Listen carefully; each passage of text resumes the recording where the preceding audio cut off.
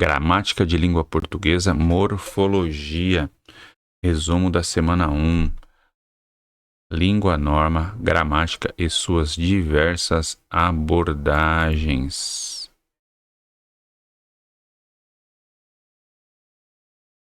Uma gramática, por exemplo, pode ser descritiva, normativa, gerativa, histórica, etc. De imediato é importante dizer que não há um conceito único de língua, de gramática ou mesmo de norma.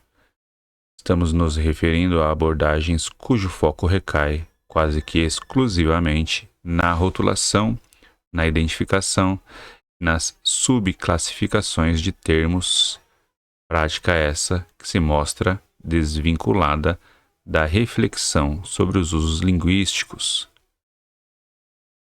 A reflexão que propomos no âmbito desta disciplina é que estudar gramática é refletir sobre o uso linguístico, é pensar sobre o exercício da linguagem. Defendemos que é a partir das formas concretas de interação que se extrai as formas padronizadas, que nos servirão para nos expressarmos nos mais diferentes contextos interativos da vida cotidiana. E os objetivos de aprendizagem dessa primeira semana? Refletir sobre o conceito de língua, refletir sobre o conceito de norma, refletir sobre o conceito de gramática, compreender que há formas diversas de abordar os conceitos de língua, norma e gramática na sala de aula.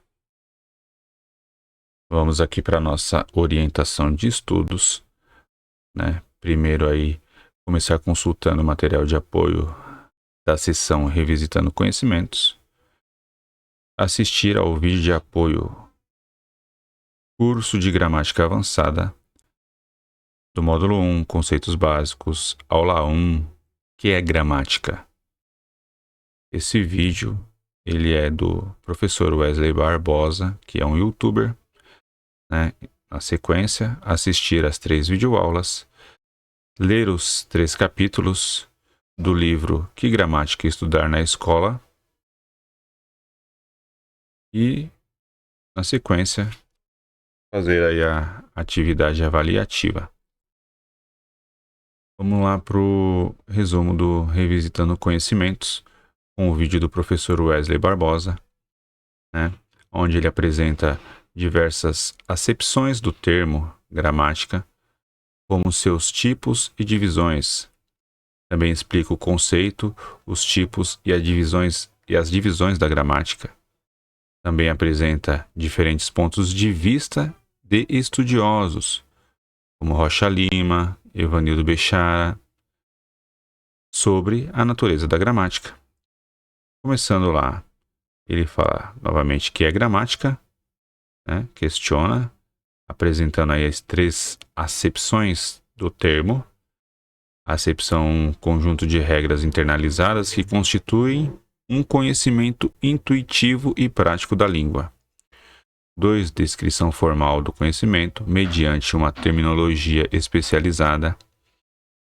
3. Livros que contêm essa descrição formal. Aqui trazendo a gramática de Segala. Gramática é o estudo dos fatos linguísticos com o objetivo de sistematizar e descrever o seu funcionamento. A história, o registro e a sistematização dos fatos de uma língua constituem matéria da gramática. Denomina-se gramática a reunião ou exposição metódica dos fatos de uma língua. Almeida resume bem o procedimento da gramática.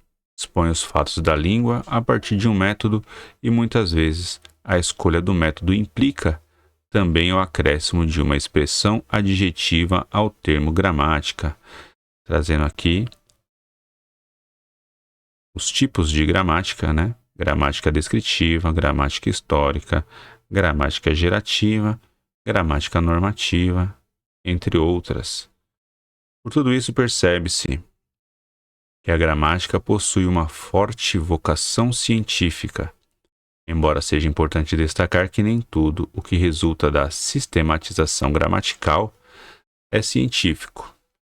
Aqui, é científica, a descrição das ocorrências linguísticas, a análise de um corpus, o estudo das regras que subsagem a construção das sentenças ou a flexão das palavras, etc. O que não é científico?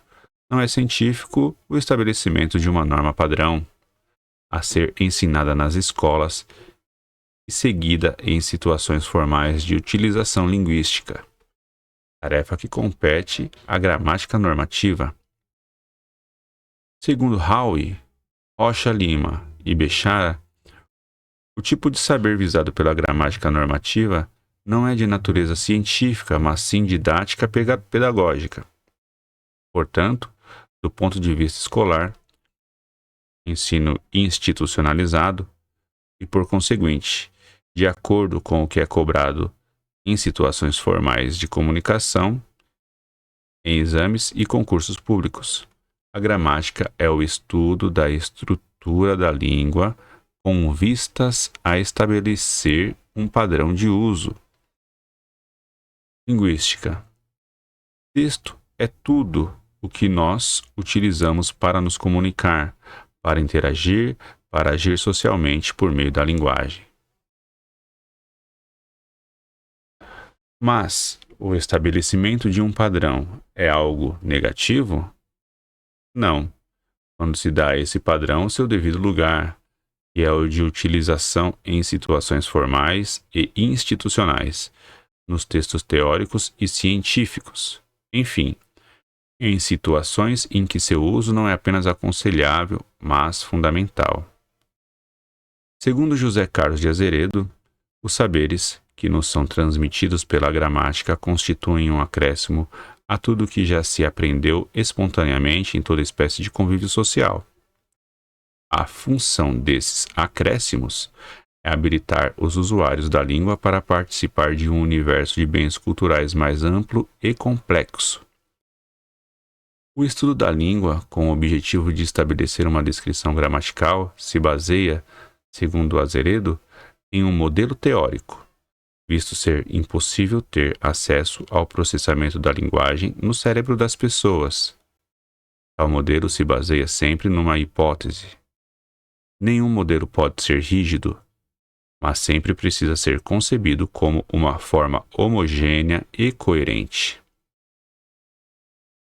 Daí encontramos a explicação para a sempre presente disparidade entre a língua dinâmica e flutuante, ainda de acordo com Azeredo, e os modelos de descrição gramatical que sempre buscam a homogeneidade, por sua própria natureza, como visto anteriormente.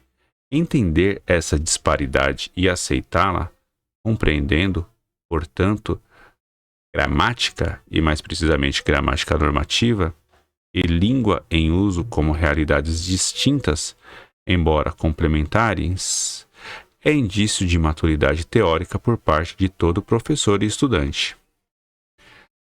Fazendo aqui também algumas divisões da gramática: fonética e fonologia, estudo os sons; morfologia, estudo da forma das palavras; e classificação em classe. Então, temos aqui já que morfologia é o estudo da forma das palavras e a sua classificação em classe. Sintaxe, o estudo de sintagmas e orações; e semântica, que estuda o significado. Vamos entrando agora nos resumos das videoaulas. A videoaula 1, com o título Que se entende por língua. O que se entende por língua? Não é um conceito único fechado de língua. Definições de língua, norma e gramática estão sempre na perspectiva em que se pretende abordar a língua. No âmbito das humanidades, é muito comum nos depararmos com várias acepções. Esse âmbito das humanidades ele é bastante mencionado. De um mesmo termo, isso depende muito do ponto de vista adotado nas abordagens gramaticais. Começamos aqui com definições. Ferdinand de Saussure considerava a língua um bem social à disposição de seus falantes. A língua preexiste e subsiste a cada um de seus falantes individualmente. A língua tem caráter abstrato e dispõe de um sistema de sons. É sistematizada. A língua é exterior ao indivíduo, que por si só não consegue modificá-la. Quando nascemos, cada um de nós já encontra a língua que deverá falar em pleno funcionamento. Trata-se de um bem social, de um contrato coletivo. A sociedade nos impõe sua língua como se fosse um código do qual somos obrigados a nos servir se desejarmos ser compreendidos. Saussure compara a língua a um dicionário, cujos exemplares tivessem sido distribuídos a todos os membros de uma dada sociedade. Cada indivíduo escolhe o que melhor se ajusta aos seus propósitos imediatos. A concretização individual de cada falante corresponde à fala. Como instituição social, a língua não é absolutamente um ato, escapa a qualquer premeditação. É parte social da linguagem. O indivíduo não pode sozinho nem criá-la nem modificá-la. Trata-se essencialmente de um contrato coletivo ao qual temos de submeter-nos em bloco se quisermos comunicar.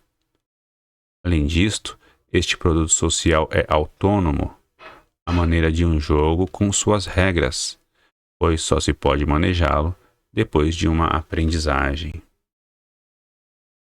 Linguagem, língua e fala.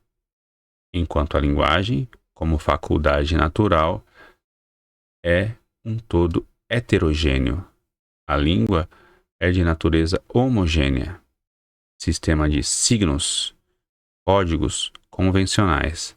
A fala é individual, a língua potencial. A fala é caracterizada pela liberdade das combinações dos elementos da língua. Linguagem, língua e fala. A fala, ao contrário da língua, é um ato intencional em nível individual de vontade e de inteligência. Língua, abordagens. O estudo de uma língua natural, como o português, poderá ter vários enfoques a depender dos interesses de quem a estuda. A língua poderá ser contemplada como um conjunto de produtos e sua gramática será descritiva. A língua poderá ser contemplada como um conjunto de processos mentais estruturantes e sua gramática será funcionalista cognitiva. Língua, abordagens. A língua poderá ser contemplada como um conjunto de processos e de produtos que mudam ao longo do tempo, e sua gramática será histórica. A língua poderá ser contemplada como um conjunto de usos bons, e sua gramática será prescritiva normativa. Na sequência, indo para videoaula 2, compreendendo a noção de norma, nos é lembrado novamente a questão da língua de não haver um conceito único de gramática e nem mesmo de norma. No âmbito das humanidades, é muito comum nos depararmos com várias acepções de um mesmo termo. Uma norma é uma convenção. Uma norma implica numa ação do grupo a que pertencem os falantes de uma dada língua e pode, assim, divergir das demais normas seguidas por outros grupos da mesma comunidade linguística. Trata-se de um sistema único e uniforme. Determinado conjunto de fenômenos linguísticos que são recorrentes habituais numa dada comunidade de fala.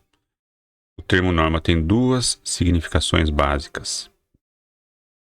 A primeira entende norma como uma modalidade linguística normal, comum. Essa modalidade seria estabelecida pela frequência do uso. A ressalva é que pode tratar-se de uma língua idealizada como normal, comum, e então a noção é de uma única modalidade, aquela concebida e tida como usual, como média dos falantes, abstraindo-se por aí a frequência e a modalidade de uso. A segunda entende o termo norma como uso regrado, como modalidade sabida por alguns, mas não por outros. Também neste caso, se contempla a real inserção de tal modalidade, padrão no uso linguístico. A noção de norma se reparte em forma diastrática, diacrônica e diatópica. Diastrática se refere às variações da língua que ocorrem em diferentes grupos sociais. Em outras palavras, a forma como falamos pode mudar dependendo do grupo com o qual estamos interagindo. Diacrônica se refere às mudanças que uma língua sofre ao longo do tempo. É como se a língua fosse um organismo vivo em constante evolução e adaptação. Diatopicamente se refere às variações linguísticas que ocorrem em diferentes regiões geográficas. É como se cada lugar tivesse seu próprio dialeto ou maneira peculiar de falar. Entretanto, com juízo de valor sobre as modalidades em cada zona de variação, umas são mais prestigiadas que outras. No sentido geral, a norma cobre o como se diz numa determinada comunidade de fala, ou seja, conjunto dos traços característicos, sejam eles fonéticos, fonológicos, morfossintáticos, léxicos, semânticos ou discursivos. No sentido específico, norma se refere ao como se deve dizer em determinados contextos, as pronúncias, as estruturas morfossintáticas e o léxico tomados socio-historicamente como modeladores. A gramática normativa, procurando estabelecer entre vários um determinado uso, que se convencionou denominar de padrão ou culto, não mostra a língua como ela é, mas sim como deveria ser. E tem uma frase de Evanildo Bechara, que Evanildo Bechara diz que nós devemos nos comportar como um poliglota dentro do nosso próprio idioma. Significa que precisamos ter consciência de qual modalidade da língua nos valer nas diferentes situações comunicativas. Norma culta. A gramática normativa apresenta características semelhantes aos códigos de natureza ética ou moral que nos impõem o que devemos ou não fazer. As normas que esse tipo de gramática prescreve têm caráter imperativo, isto é, obrigam.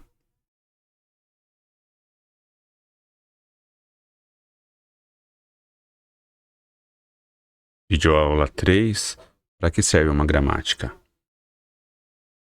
Uma gramática serve para sistematizar e descrever o funcionamento dos fatos linguísticos. A gramática estuda as leis que regulam uma língua. Há vários tipos de gramática: descritiva, normativa, gerativa, histórica, etc. Gramática descritiva procura apresentar as línguas como elas são usadas pelos falantes. Esse tipo de gramática não prescreve regras que determinam o que é certo ou errado, apenas descreve. Gramática normativa, também conhecida como gramática prescritiva, ocupa-se unicamente com a variedade culta da língua, retratando como as pessoas escolarizadas falam e escrevem. No âmbito da gramática normativa, somente a variedade padrão é considerada. Acredita-se que a promoção da cidadania assenta em seu domínio do padrão privilegiado socialmente. Criada por Noam Chomsky, a gramática gerativa, também chamada de gramática transformacional, procura explicar os fatos linguísticos como são engendrados, visando estabelecer um modelo geral, baseado em princípios universais, do qual derivam as gramáticas de cada língua em particular. Gramática histórica estuda a evolução de uma dada língua no decorrer do tempo. Seu enfoque é o diacrônico. Interessa-se pelos fatos da língua desde sua origem até a época atual.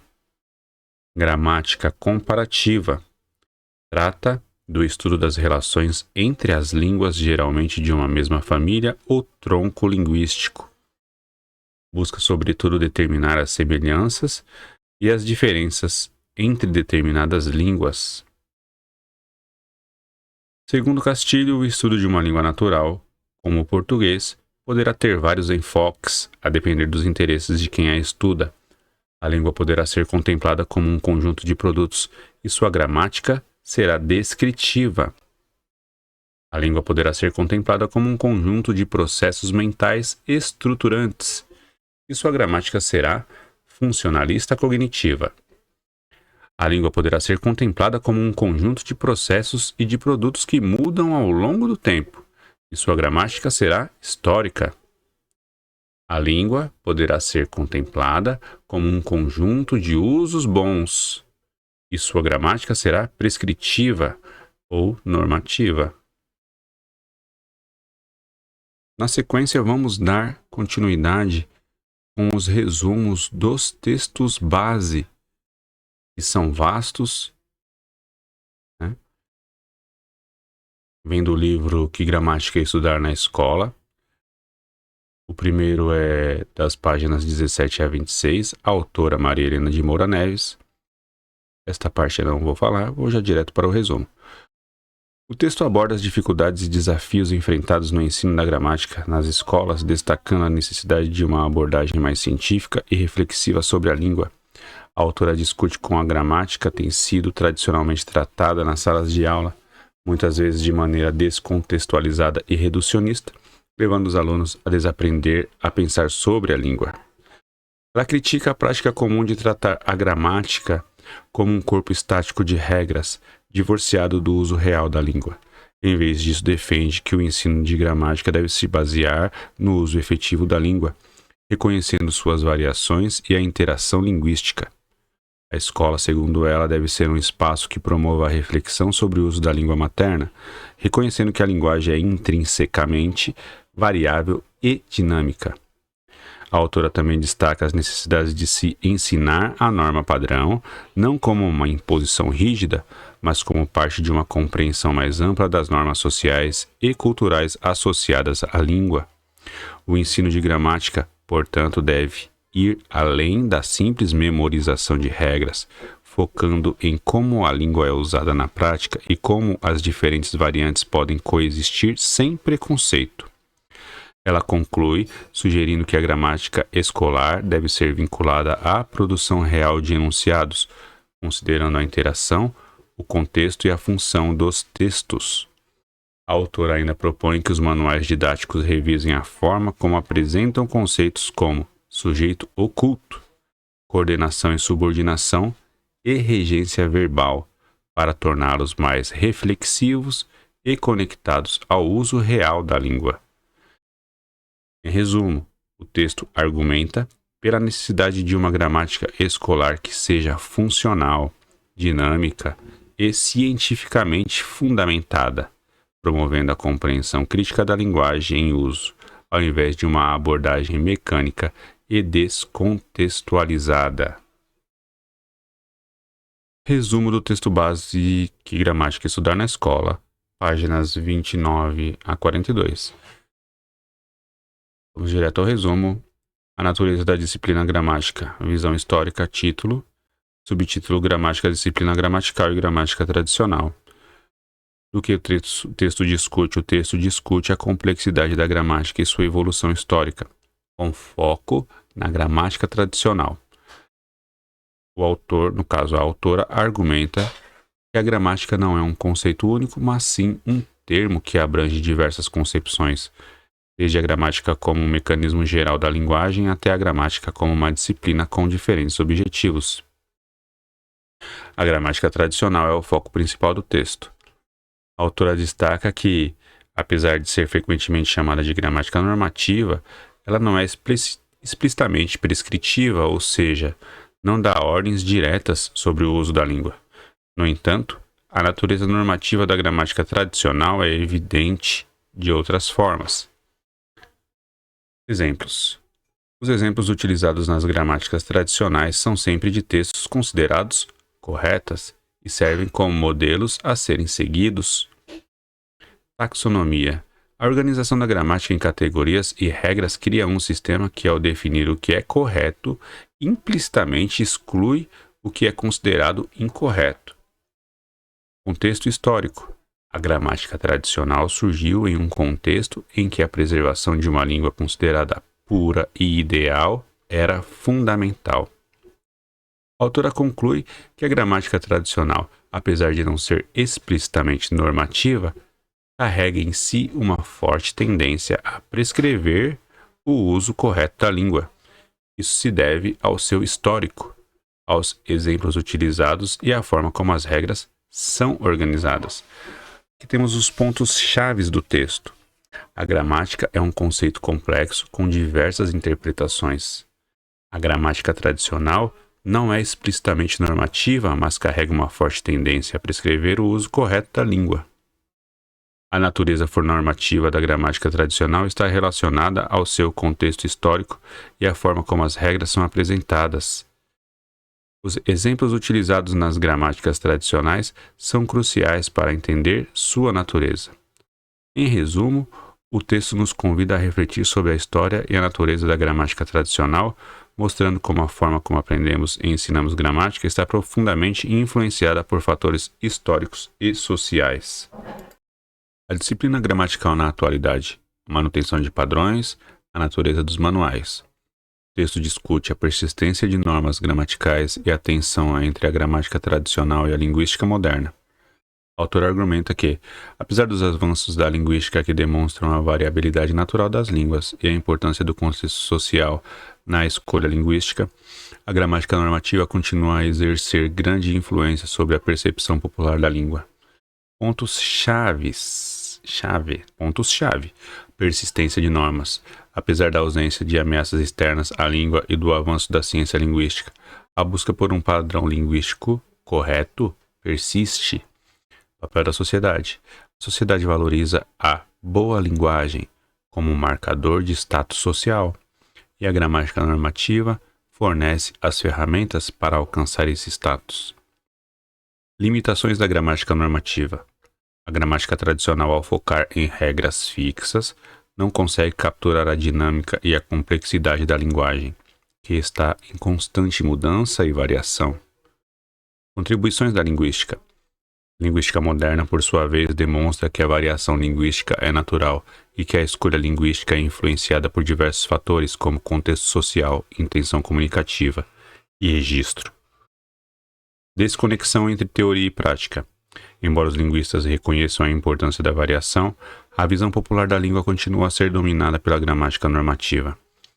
A autora conclui que a persistência da gramática normativa é resultado de diversos fatores, incluindo a busca por status social, a falta de conhecimento sobre a linguística moderna e a dificuldade de mudar as percepções arraigadas. Em resumo, o texto apresenta uma crítica à visão tradicional da gramática e defende a importância de uma abordagem mais flexível e contextualizada da linguagem. O texto levanta questões importantes sobre a relação entre a língua e a sociedade e o ensino da gramática.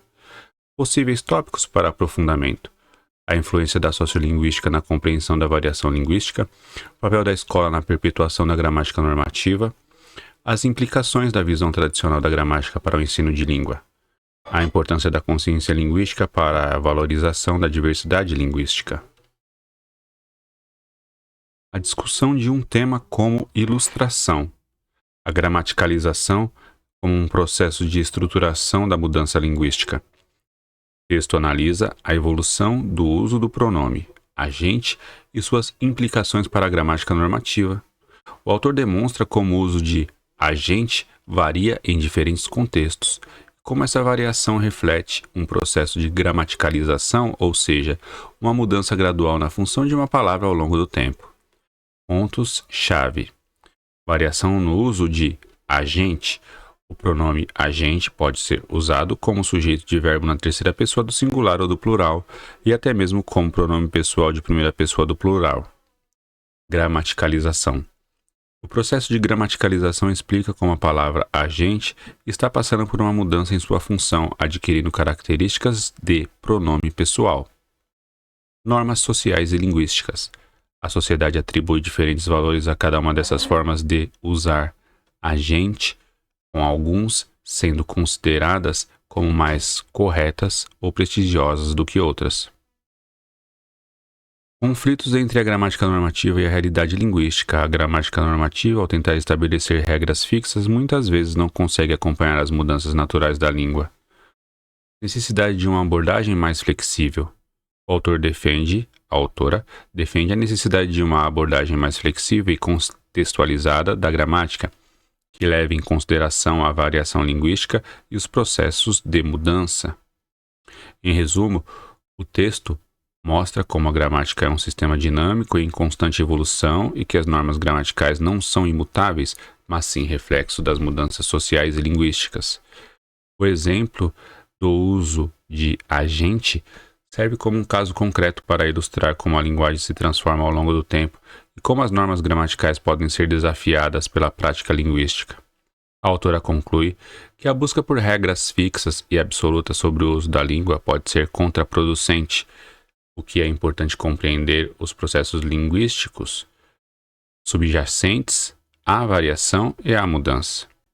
Possíveis tópicos para aprofundamento: o conceito de gramaticalização e seus exemplos em outras línguas, a relação entre a variação linguística e as diferenças sociais, as implicações da gramática normativa para o ensino de língua, a importância da consciência linguística para a valorização da diversidade linguística.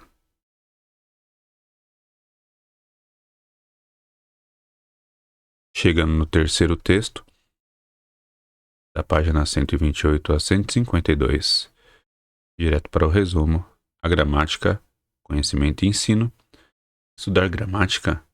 E que gramática? O texto discute a importância de ensinar gramática de forma prática e conectada ao uso da linguagem.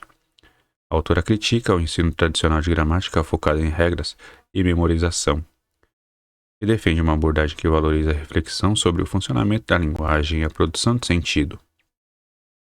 Pontos-chave: gramática como ferramenta para a comunicação. O objetivo do ensino de gramática deve ser ajudar os alunos a compreender como a linguagem funciona e a utilizá-la de forma eficaz para se comunicar. Conexão entre teoria e prática. A gramática deve ser ensinada a partir de exemplos reais de uso da língua, permitindo que os alunos reflitam sobre as escolhas linguísticas e seus efeitos. Adequação social. A escola deve ensinar os alunos a adaptar sua linguagem às diferentes situações comunicativas, mas sem restringir a liberdade de expressão. Modelo de interação verbal. O autor propõe um modelo de interação verbal que leva em consideração as intenções do falante, a interpretação do ouvinte e o contexto comunicativo. A importância da reflexão. O ensino de gramática deve estimular a reflexão sobre as escolhas linguísticas e suas implicações, permitindo que os alunos desenvolvam uma consciência crítica sobre a linguagem. Em resumo, o texto defende um ensino de gramática que seja relevante para a vida dos alunos, que os prepare para usar a língua de forma eficaz e que promova o desenvolvimento de suas capacidades comunicativas. O autor critica o ensino tradicional de gramática, se concentra em regras e memorização e propõe uma abordagem mais prática e contextualizada que leve em consideração a diversidade dos usos da língua e as necessidades dos falantes. Possíveis tópicos para aprofundamento: a relação entre gramática normativa e uso da língua, o papel da escola na formação de falantes competentes, a importância da variação linguística para a comunicação, as implicações do modelo de interação verbal para o ensino de gramática, a necessidade de uma abordagem mais crítica do ensino de gramática. Uma amostra da limitação a que submeteu uma determinada tradição de ensino de gramática. O texto critica a forma como os livros didáticos utilizam tirinhas e quadrinhos para ensinar gramática. A autora argumenta que esses materiais, que poderiam ser ótimos para explorar a linguagem e a construção de sentido, são frequentemente usados de forma superficial, limitando-se a exercício de identificação de elementos gramaticais isolados. Pontos-chave da crítica: falta de profundidade. Os livros didáticos exploram as tirinhas e quadrinhos de forma superficial, sem aprofundar a análise da linguagem e da construção de sentido. Foco em elementos isolados. Em vez de analisar a linguagem em contexto, os livros se concentram em identificar partes da frase, sujeito, predicado, etc., desconsiderando a complexidade da comunicação. Oportunidade perdida. Os quadrinhos e tirinhas poderiam ser usados para promover a reflexão sobre a linguagem, mas são utilizados apenas como ilustrações para exercícios gramaticais. Desconexão com a realidade. A forma como os livros utilizam esses materiais não reflete a forma como a linguagem é usada na vida real. A autora defende uma abordagem mais contextualizada e significativa para o ensino de gramática, utilizando os quadrinhos e tirinhas como ponto de partida para a análise da linguagem em uso. Em resumo, o texto critica a falta de criatividade e profundidade no uso de materiais didáticos modernos como quadrinhos e tirinhas no ensino de gramática. A autora propõe uma abordagem mais dinâmica e engajadora que permita aos alunos compreender a linguagem como um instrumento de comunicação e não apenas como um conjunto de regras a serem memorizadas. Possíveis tópicos para aprofundamento: a importância de analisar a linguagem em contexto, a relação entre a gramática e a compreensão textual, a necessidade de materiais didáticos mais inovadores, as implicações da abordagem tradicional para o aprendizado nos alunos, a falta de inserção das análises no modelo de interação verbal. O texto critica a forma como os livros didáticos exploram as tirinhas e quadrinhos para ensinar gramática. O autor argumenta que, em vez de analisar a linguagem em contexto e explorar a complexidade da comunicação, os livros se concentram em identificar elementos gramaticais isolados, perdendo a oportunidade de ensinar aos alunos a importância da interação verbal e da compreensão do contexto para a interpretação de texto. Ponto-chave da crítica: falta de análise de interação. Os livros didáticos analisam as tirinhas de forma isolada, sem considerar o contexto da comunicação e a comunicação dinâmica entre os interlocutores. Foco em elementos gramaticais. Em vez de explorar a construção de sentido, os livros se concentram em identificar partes da frase, como substantivos e verbos. Perda de oportunidades. As tirinhas poderiam ser usadas para ensinar aos alunos a importância da interação comunicativa, da interpretação do outro e da construção de sentido. Desconexão com a realidade. A forma como os livros utilizam esses materiais não reflete a forma como a linguagem é usada na vida real. O autor apresenta diversos exemplos de tirinhas para ilustrar como a falta de compreensão da interação verbal pode levar a mal-entendidos e falhas na comunicação. Em resumo, o texto defende a necessidade de uma abordagem mais contextualizada e significativa para o ensino de gramática, utilizando os quadrinhos e tirinhas como ponto de partida para a análise da linguagem em uso. A autora propõe que os alunos sejam estimulados a refletir sobre a interação dos falantes, o contexto da comunicação e a construção de sentido, em vez de se limitarem à identificação de elementos gramaticais isolados. Possíveis tópicos para aprofundamento: a importância da análise da interação verbal para o ensino de língua, a relação entre linguagem e contexto social, a necessidade de materiais didáticos que promovam a reflexão sobre a linguagem, as implicações da abordagem tradicional para o aprendizado dos alunos, a falta de consideração dos processos de constituição do enunciado. O texto critica a forma como os livros didáticos abordam o tema da referenciação. O autor argumenta que os livros didáticos se concentram em identificar e classificar os pronomes, desconsiderando a função dos pronomes na construção do sentido e na criação de coesão textual. Pontos-chave da crítica: falta de análise contextual. Os livros didáticos analisam os pronomes de forma isolada sem considerar o contexto em que são usados e a função que desempenham na construção do sentido. Foco em regras e classificações. Em vez de explorar a função dos pronomes na construção do texto, os livros se concentram em regras gramaticais e classificações. Perda de oportunidades. Os textos literários e as tirinhas poderiam ser utilizados para explorar a complexidade da linguagem e a construção de sentido, mas são reduzidos a exercício de identificação de partes da frase. Desconexão com a realidade. A forma como os livros utilizam esses materiais não reflete a forma como a linguagem é usada na vida real. A autora defende uma abordagem mais contextualizada e significativa para o ensino da gramática, utilizando os contextos como ponto de partida para a análise da linguagem em uso. A autora propõe que os alunos sejam estimulados a refletir sobre a função dos pronomes na construção do sentido, a coesão textual e a relação entre os elementos da frase.